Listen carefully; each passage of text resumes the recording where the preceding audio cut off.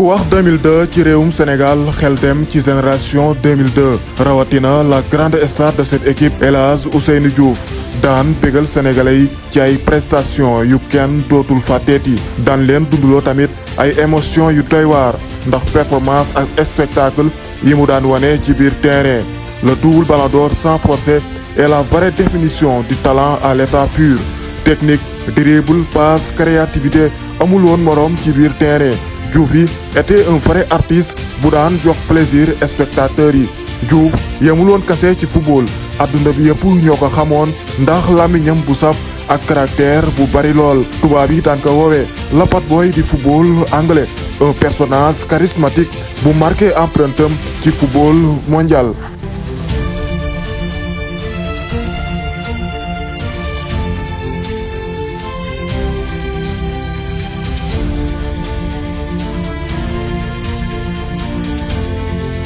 Henry's not the best, and Mancienne has given the ball back to Diouf. He's now one-on-one with Hennessy. Great chance for Rovers, and El Hadji Diouf gets his first goal at Ewood Park. Ça m'importe peu le jugement des gens. Encore une fois de plus, vous parlez et El Hadji Diouf avance.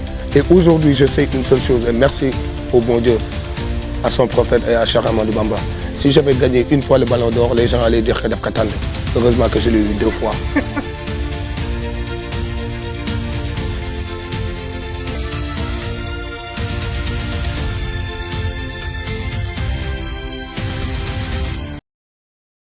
En 1995 ci la El Hadji Diouf ñëw ca réewum France pour réaliser son rêve de devenir footballeur club bi ñuy woowee Sochaux foofu la defee formation avant muy intégrer équipe A bi jot na fa sax jouer ay quelques matchs ak club bi le jeune joueur sénégalais commencé impressionner club français yi Stade Rennes daal di koy recruter ci 5 millions €. Diouf soxlawul temps d'adaptation doon wane boppam ca France ak ay prestations yu rëy lool doon joueur bu bari talent un vrai technicien yor vitesse ak ay qualité yu doy waar. En 1999 Stade Rennes doon jàkkaarloog Juventus bu Zinedine Zidane ci finale coupe Intertoto El Hadji Diouf marqué esprit à chaque touche de balle Diouf fait vibrer le public doon jommal spectateurs yi ci boobu match.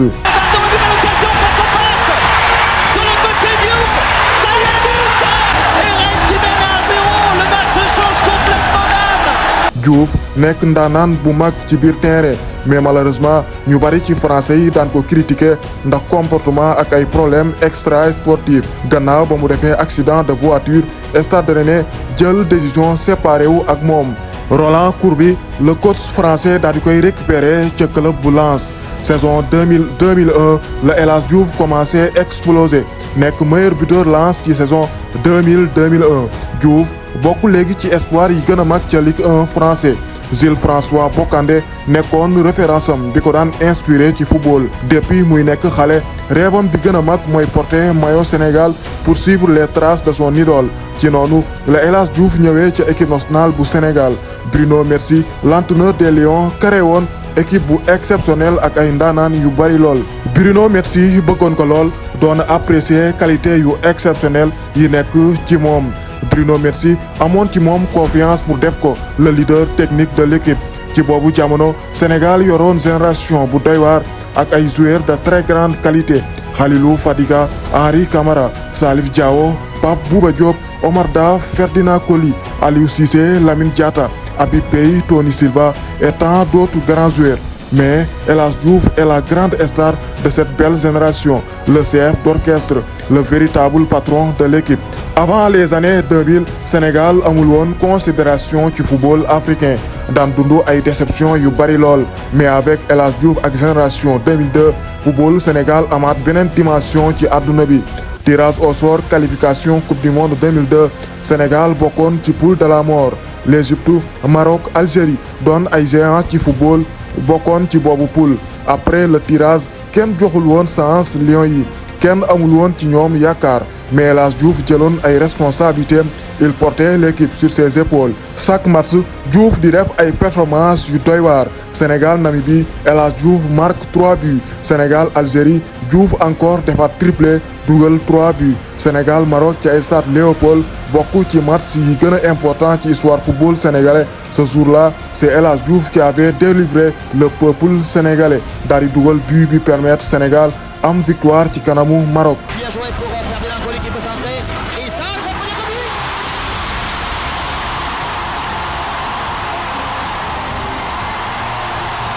lors de la dernière journée contre Namibie El Hadji Diouf wanewaat boppam bokk ci joueurs yi jox victoire Sénégal 5-0. Une victoire historique. Sénégal am qualification ca Coupe du Monde 2002 pour la première fois de son histoire. El Hadji Diouf dugal 8 bi ci qualification yi joué rôle bu am solo ci qualification Sénégal ca Coupe du Monde 2002. bànneex bu rëy bi ngeen ñu bettee mbégte mu rëy bi ngeen ñu bettee fi mu ne bu fi yemoon sax mu neex fi mu ne bu fi yemoon sax mu neex walaay ngay de jaay dig leen di ngeen suñu bànneex ngeen dund tuuti ko ñi ñooy doomi ngay de jaay ci seen li yoo yaa ngi de jalgati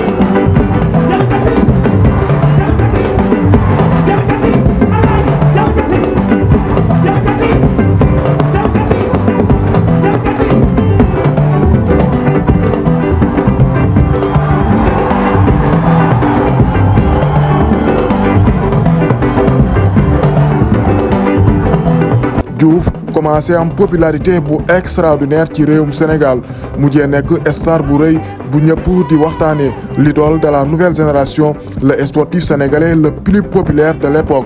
Gannaaw performance yu rëy yamu wane ca Lens ak Sénégal ci qualification mondiale 2002 El Hadji Diouf dugg ci histoire football africain daal di gagné Ballon d'Or africain en 2001. Diouf devient le premier Sénégalais à avoir gagné le Ballon d'Or africain. Saison 2001-2002 El Hadji Diouf def confirmation ca France ak club bu Lens. À l'époque Diouf était au sommet de son art. benn défenseur mënu ko woon arrêté un showman bu daan wane ay prouesse technique yu exceptionnel. Diouf yi nekkoon jinne ci biir terrain contrôle de balle dribble wala qualité de passe amu ci woon morom. Lens def saison bu historique jël deuxième place ca Ligue 1 français qualifié Ligue des champions. Diouf joué rôle bu am solo ci yooyu performance. Diouf daal di marqué 10 buts ci boobu saison nekk le meilleur joueur de Lens ci saison 2001-2002. En équipe nationale Diouf wala joué sa première Coupe d'Afrique des Nations. ci yooyu jamono Samuel Eto'o ak El Hadji Diouf bokkoon ci jeune espoir yi ñëpp doon xaar ci CAN 2002 bay am ca Mali. ci boobu CAN El Hadji Diouf amoon détermination lool pour assurer son rôle de leader technicien. Diouf amoon impact bu am solo ci jeu offensif Lions yi. En quart de finale contre la RD Congo El Hadji Diouf libéré Sénégalais yi gannaaw ba mu dugalee deuxième but. En demi-finale Lions yi doon jàkkaarloog Nigeria un match légendaire bu Sénégalais yi dootul fàtteeti. Lions yi jëloon carton rouge mais mujjee gagné match bi à la grande surprise générale. Diouf daal di prouver qu'un grand joueur est capable de changer le cours d'un match à tout moment. Diouf déstabiliser défenseur u nigérien yi ci passe bu exceptionnel permettre Salif Diao marque le but de la victoire. Une victoire historique. Sénégal daal di qualifié ca finale Coupe d'Afrique pour la première fois de son histoire. Finale Coupe d'Afrique Sénégal doon jàkkaarloo Cameroun. Ce jour-là Diouf a encore assuré le spectacle. Les défenseurs camerounais amoon ay difficultés pour def marquage ci El Hadji Diouf. À chaque touche de balle le génie sénégalais di wane xarañ ak talent. Sa justesse technique est extraordinaire. Diouf doon defal Henri Camara ay passes yu kenn mësul gis mais Henri Camara doon wane manque d'efficacité devant les buts. Un match très serré mujjee jeexee ci séance de tir au but. Une déception totale. Cameroun daal di gagné CAN 2002 ci kanamu Sénégal. Après la CAN 2002 Sénégal di participer ca Coupe du Monde pour la première fois de son histoire. El Hadji Diouf amoon motivation bu rëy ngir jaay turu Sénégal ca mondial 2002 bayam ca Corée ak Japon. Ce sera pas facile ndax ci poule bu compliqué la Lions yi bokkoon. la France champion du monde en titre le Danemark et l'Uruguay ñu bari ci àdduna bi doon minimiser Sénégal ndax jàpp nañ ne amuñu benn expérience ci coupe du monde. Les joueurs de Bruno Metsu ne sont pas venus en Corée pour faire de la figuration seen objectif lenn kese la mooy marquer seen empreinte ca boobule mondial. Équipe de France daal dafa xeeboon lool Lions yi amuñu woon benn considération ci ñoom ci boobu jamono Sénégal doon préparé boobu match ak détermination bu rëy bëggoon relever le défi ci kanamu France. Bruno Metsu kenn rek la wóolu woon ci attaque bi mooy El Hadj Diouf amoon confiance ci ay qualité technique El Hadj Diouf moom rek la bàyyi woon ci kaw attaque bi pour déstabiliser la défense française. El Hadj Diouf a entièrement assumé son rôle. Marcel Desailly ak Franck Leboeuf dootuñu fàtteeti le 31 mai 2002 El Hadj Diouf xaw na leen a yóbbu àllaaxira rapidité El Hadj Diouf dépassé woon Marcel Desailly ak Franck Leboeuf les courses les appels les dribbles fépp la Diouf nekkoon ci biir terrain bi il a fait beaucoup de misère aux défenseurs français. Thierry Roland le mythique commentateur français doon reporter boobu match ci télévision français bu mag bi di TF1 prestation yi El Hadj Diouf doon def moo ko sokke woon lool. Le journaliste français mësul woon xalaat ni Sénégal am na joueur bu xarañee ni El Hadj Diouf.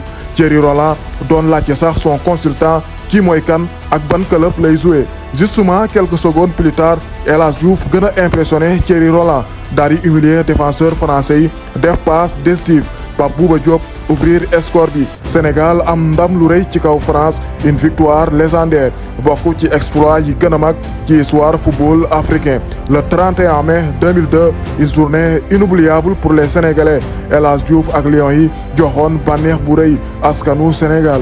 Aujourd'hui, en battant l'équipe qui est championne du monde, le Sénégal est championne du monde.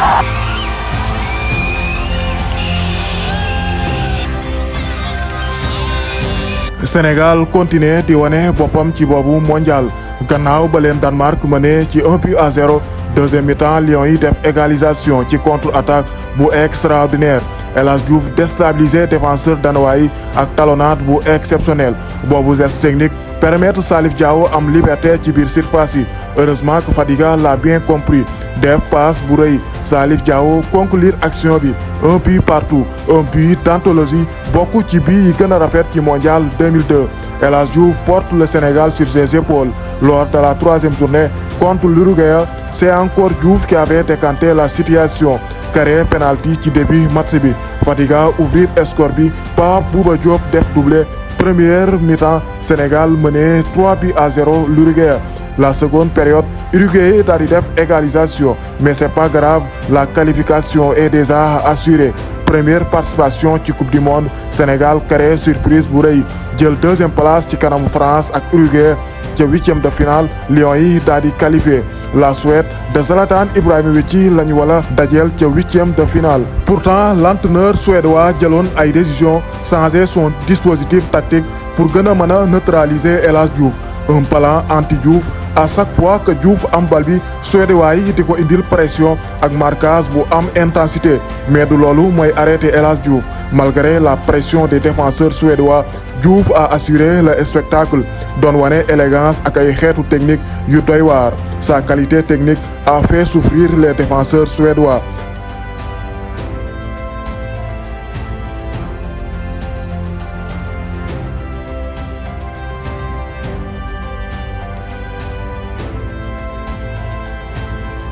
ci jamono bi suédois yi doon ut ay stratégie pour contrecarrer Diouf mais avec ses mouvements et son intelligence de jeu Diouf libéré Henri Camara pour mu trouver espace yi Henri Camara daat ci profito amoon liberté bu bari ci surface yi daat ci def doublé bu historique permettre Sénégal qualifié ca quart de finale coupe du monde 2002.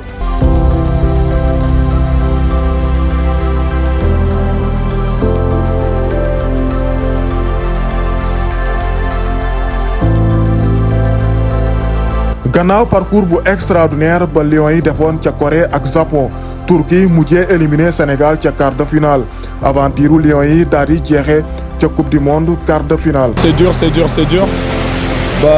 On savait qu'un jour ou l'autre, que ce soit les quarts de finale, les demi ou la finale, un jour ou l'autre il fallait s'arrêter. Mais c'est dommage. Mais je crois qu'on n'a rien à regretter, on a tout donné. Et c'est comme ça que le bon Dieu l'a voulu. mais sénégalais yëpp am nañu fierté ndax jaloore yu rëy yi Lions yi daal di wane waaye tamit turu Sénégal gën a am popularité ci àdduna bi ndax mondial 2002 football Sénégal tamit gagné respect ak reconnaissance ci àdduna ak Afrique El Hadj Diouf ak Lions yi sigil nañu sénégalais yi représenté dignement Sénégal ak continent africain l'acteur calé du parcours historique des Lions nekk 7e meilleur joueur ci classement FIFA. ci noonu la El Hadj Diouf jëlaate Ballon d'Or 2002 pour la 2e fois consécutive le double Ballon d'Or sans forcer di gën a marqué histoire am ci football africain ay grands clubs européens commencé intéressé wu ci El Hadj Diouf équipe yu mag yëpp rêvé nañ am joueur bu mel ni moom mais le coach de Liverpool Gérard Houllier daal di koy mujj convaincre Diouf est finalement transféré à Liverpool pour un montant de 18 millions d'euros. Depuis plus de 13 ans, Liverpool mënul gagner Premier League anglais. Saison 2002-2003, les Reds sont très déterminés à gagner le championnat. Le club anglais amoon ay yaakaar ci ay recrues yu mel ne El Hadj Diouf pour réaliser boobu rêve. Lors de son premier match avec Liverpool, Diouf dugal 2 buts. Un très bon début.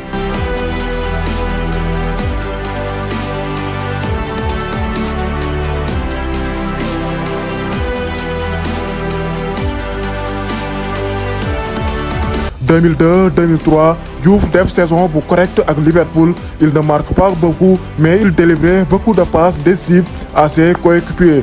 Diouf nekk 4e meilleur passeur ci championnat anglais. Amoon 8 passes décisives.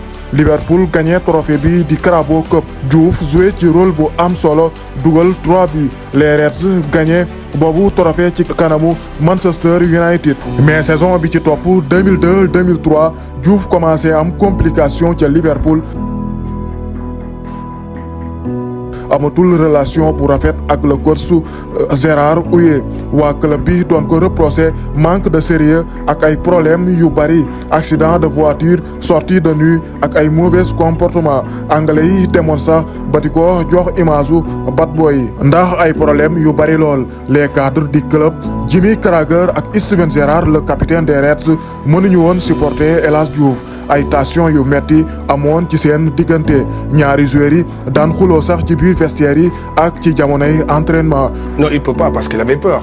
Il avait peur de me regarder dans les yeux, il avait peur de venir m'adresser la parole. Et il faut pas oublier, quand je suis venu à Liverpool, c'est pas moi qui lui ai demandé mon maillot, c'est lui qui m'a demandé mon maillot du Sénégal pour un de ses amis. Diouf n'est plus le bienvenu à Liverpool. Le nouvel coach des Reds Rafael Benitez daal di def séparation ak moom ci noonu la Diouf quitté Liverpool pour débarquer à Londres. Diouf daal di signé ci club bi di Bolton en 2004. L'enfant de Blacos daal di retrouver confiance daal di convaincre rapidement les supporters de Bolton. Diouf marque 9 buts ci boobule saison. Hunt again. Tries to bend one round the back. Diouf right. Williams on the ground. Bolton are looking for an equalising goal. It's a long ball in. Here comes Diouf and scores! ci fin saison bi Diouf dugal tamit bii bu am solo permettre Bolton qualifier Europa League. C'était la première fois Bolton di participer ci compétition européenne yi. Diouf formait un trio de feu avec Nicolas Anelka et Okocha le magicien nigérien. boobu trio doon def ay ravages ci pelouse anglais yi. avec sa vision de jeu et ses qualités de passe El Hadj Diouf bokkoon ci les meilleurs passeurs du championnat. un joueur altruiste et généreux di permettre attaquants yi di dugal ay buts yu bari.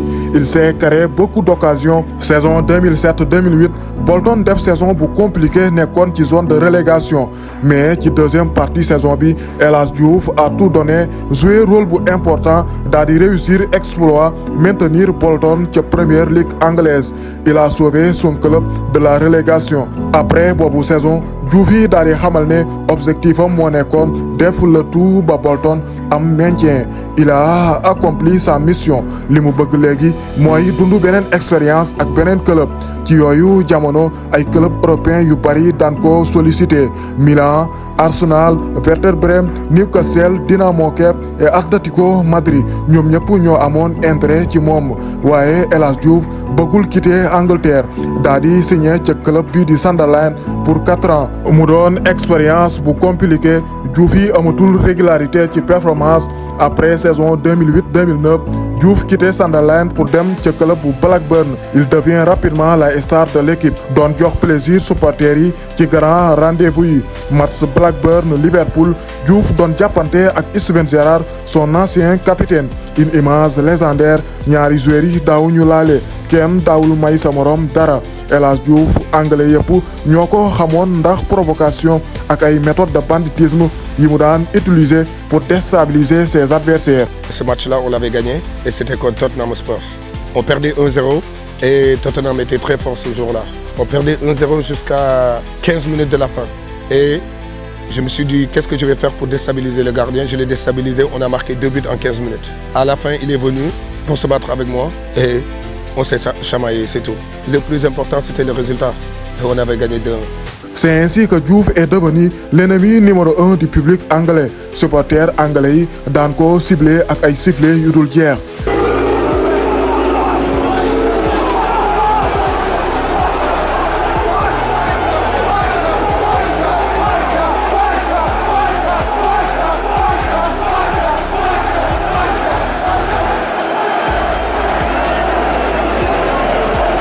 Après plus de 10 ans passés en Angleterre, Diouf jël décision quitter championnat bu Angleterre pour découvrir beneen championnat. Le double ballon d'or daal di dem ca Glasgow Rangers championnat bu Écosse daal di fay def saison bu remarquable gagné championnat écossais et coupe de la Ligue daal di réaliser le doublé à Glasgow. Mais après avoir tout gagné en Écosse, Diouf daal di jëlaat décision ñëwaat ca Angleterre ca Londres ca club bi di West Ham. Diouf def na fa ay entraînement mais finalement club bi daal di laisser tomber image u bad boy commencé koo yàqal lu bari ci football. El Hadji Diouf daal di obligé signé ca club bu 2e division ñu koy woowee Doncaster doon équipe bu championship anglais. Diouf daal di fay wane ay preuve am nekk meilleur buteur ak meilleur passeur équipe bi. Par la suite El Hadji Diouf daal di dem ca Leeds United avant muy terminer carrière am ca championnat bu Malaisie. Il apporte son savoir-faire et son expérience pour soutenir football Malaisie. Après plus de 15 ans de carrière en 2015 El Hadji Diouf jël retraite ci football mu doon carrière bu riis lool dunduloo ci sénégalais ay moment yu formidable bànneex ak mbégte. Le double ballon d'or africain bokk na ci joueurs yi ëpp talent ci histoire football africain. À l'image de Ronaldinho, Diouf bokk na ci joueurs yi daan football juste pour prendre du plaisir et s'amuser. Les statistiques mësu ko intéressé leen rek moo ko intéressé woon jouer au football pour fo ci bal bi ak wane bànneexam ci football. El Hadji Diouf nekk un personnage unique en son genre bu anglais yi dootul fàtteeti. Malgré ses défauts El Hadji Diouf ñëpp nangul nañ ko amour bu rëy bi mu am ci équipe nationale bu Sénégal. Patriotisme ak passion la daan wane saa yu masaana sol maillot Sénégal. Diouf jël na retraite ci football mais mësul jël retraite pour défendre son pays. Jusqu'à présent mi ngi def lépp lu mu mën pour soutenir équipe nationale bu Sénégal. Présence am ci vestiaire yi di représenter lu bari ci joueurs yi. Force, caractère, fit, jom ak grâce de vaincre confiance nekk ay valeurs yu muy jox joueurs yi saa yu ne. Sénégal jaral na ko lu ne ci àdduna. non stress. mënoo am booy yu mel ni ba pare naan da ngay stress mënul nekk sax.